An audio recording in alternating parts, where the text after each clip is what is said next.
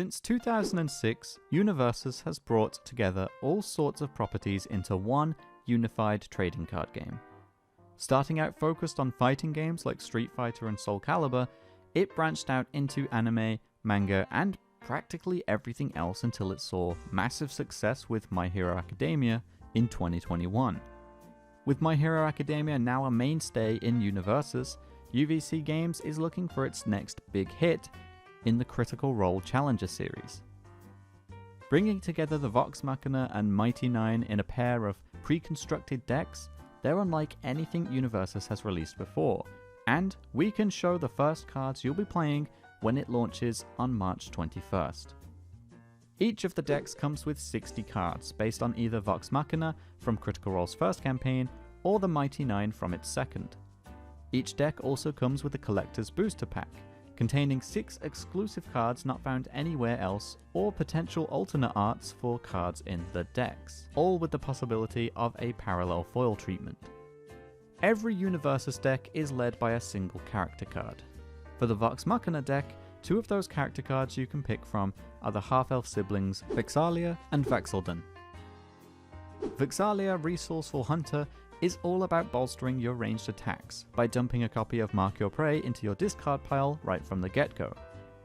She also lets you attack with ranged weapons without raising your progressive difficulty, UniVersus' way of preventing you from playing too many cards a turn by gradually raising the checks you need to make each play against. On the other hand, the rogue Vexeldon, Cunning Thief, prefers you to get up close and personal with lots of weapon attacks.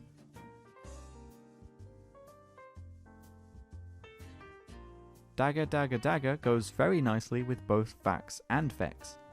For Vex, it's a ranged weapon that lets you hunt out more weapons. For Vax, it instead makes Dagger and Dagger's cards easier to play while searching for attacks, helping you keep the card pool nice and full. Straight from Wildmount, the Mighty Nein deck features the Tiefling Cleric Jester Lavore, and not the Goblin Rogue with big secrets to hide.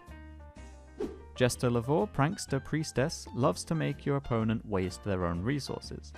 By committing one of your foundations, you can force them to spend 1 momentum, and then build up your own. She's also a tricksy spellcaster, allowing you to spend that momentum you built up by bringing spell cards from your discard pile to your hand.